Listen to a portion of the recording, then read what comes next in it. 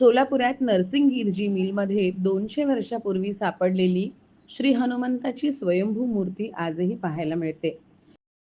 नरसिंगगिरजी मिलच्या म्हणजेच जुन्या मिलच्या पटांगणात इथे एक 200 वर्षापूर्वीच ब्रिटिश कालीन असं मंदिर आहे हनुमानाचं, जे केवळ हनुमान जयंतीलाच उघडं केलं जातं आणि भक्तांची मोठ्या प्रमाणावर इथे रांग असते. आपण हे मंदिर आतून कसं आहे आणि भक्तांची इथे येण्याची भावना काय आहे हे जाणून घेऊयात. चला. ही मूर्ती पाहण्यासाठी त्या काळी झुंबड पडली होती, कारण मागचे लोक असं सांगतात की या कामगार वस्तीत असणाऱ्या जवळच्या या मिलमध्ये एक विहीर खणण्यासाठी घेण्यात आली होती.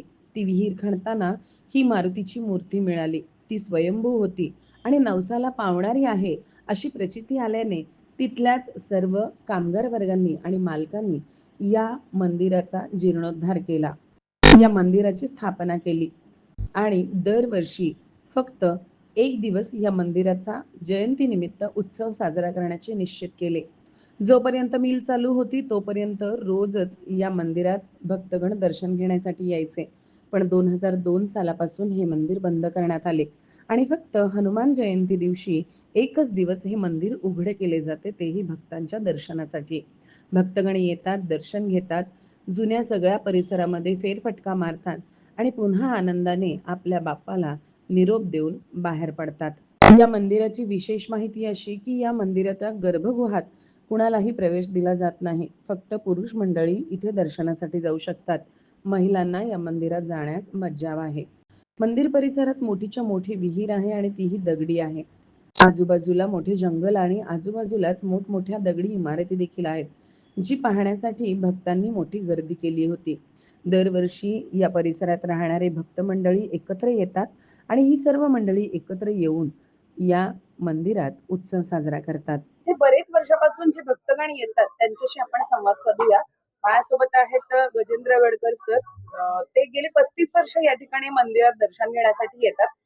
नेमके ते इथे कसे यायला लागले आपण हे त्यांना विचारूया आणि त्यांची भावना काय हे जाणून घेऊया.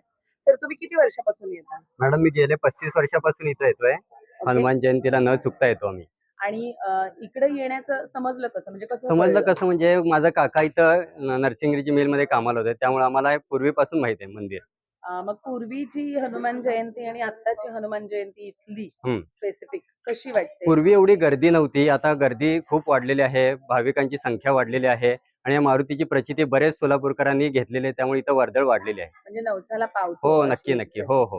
अच्छा. या ठिकाणी एक आजीकडे आहेत आपल्यासोबत, काकूंना आपण विचारूया की तुम्ही किती वर्षापासून येता? मी तर 40 वर्ष झाले इथे.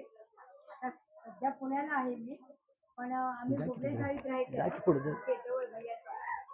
कशा पद्धतीने साजरा करायचा?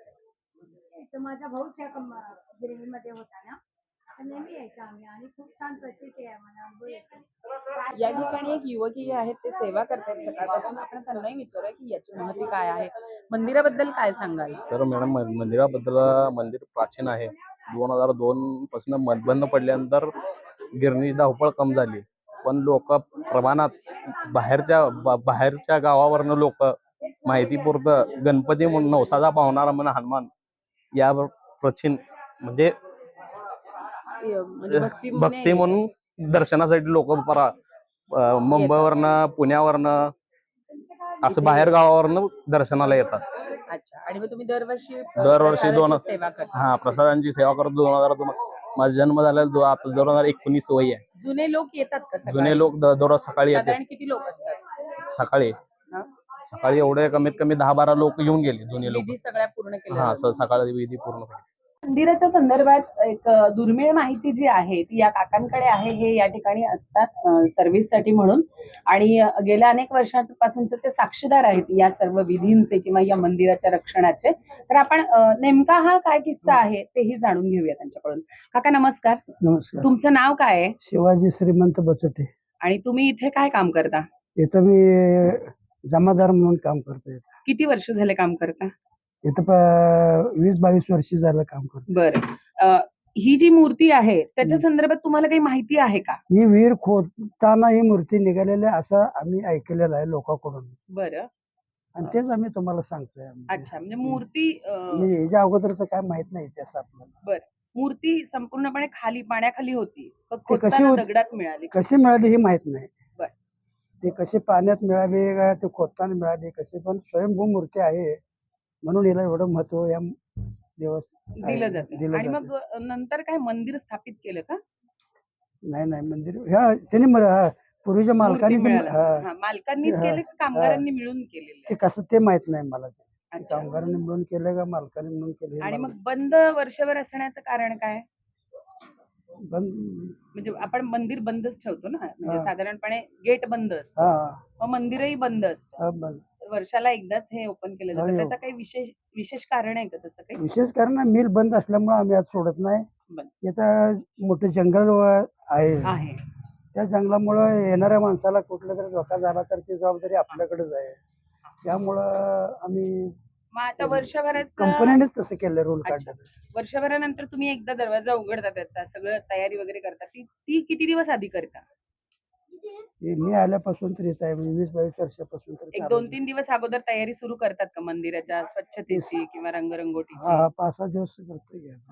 आता गर्दी जास्त आहे का पूर्वी गर्दी जास्त होती? पूर्वी बी होतीच गर्दी, पण आता अलीकडे 2 वर्षात जास्त वाढत चाललेली आहे. अच्छा, धन्यवाद काका. धन्यवाद. म्हणजे केवळ औषध नाही, तर निसर्गाच्या योग्य उपचारांनी मिळणारी खरी आरामदायक अनुभूती. सोलापूरमध्ये निसर्गोपचाराचं विश्वासाचं नाव लिमये निसर्गोपचार केंद्र. इथे उपलब्ध आहेत विना औषध उपचार पद्धती, ॲक्युप्रेशर, ॲक्युपंक्चर, कपिंग आणि मसाज थेरपी. सर्व प्रकारच्या आजारांवर निसर्गाच्या माध्यमातून